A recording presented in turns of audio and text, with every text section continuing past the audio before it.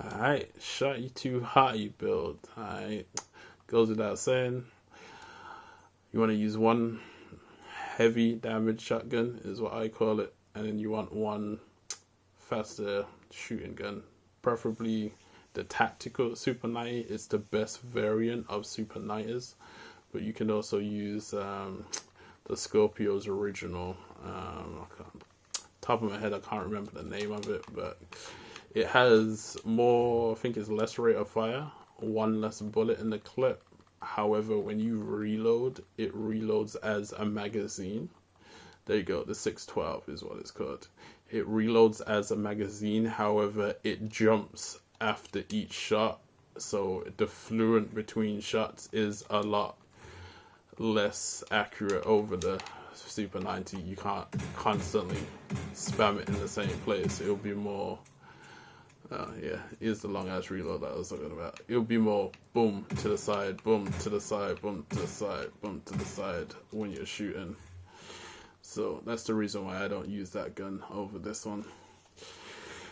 Skill talents wise, with the Super 90, I tend to pop my shield out, but with the heavy gun, sometimes I'll pop my shield out, but the most time I don't, since it hits too so hard anyway, and you don't really need it. Hence why I'm using Optimus as my talent instead of Insync, so I can always use my maximum damage at all times, shield or no shield.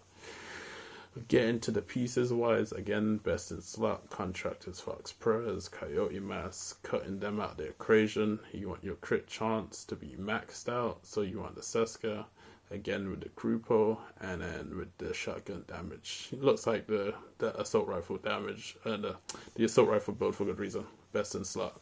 Literally, with the best builds, they really don't change. They commonly will use the best pieces, so that's why they really look the same.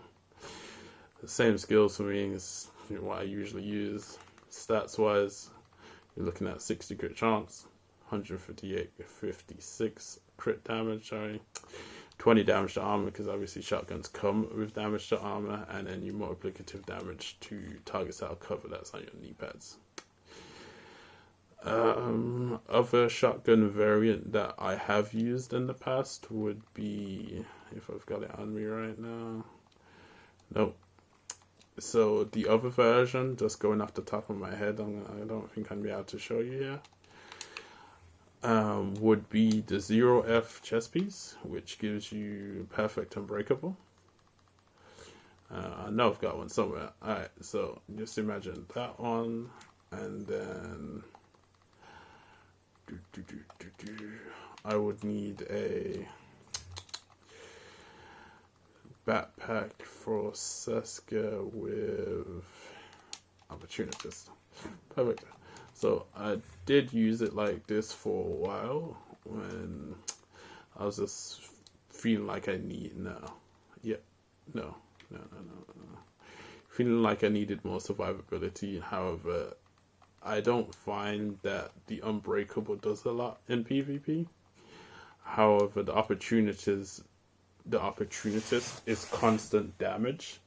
You'll find when you're running the Adrenaline Intimidate Rush, if you're taking damage, you lose the Intimidate because you're always taking damage. Yes, the Adrenaline Rush is proccing.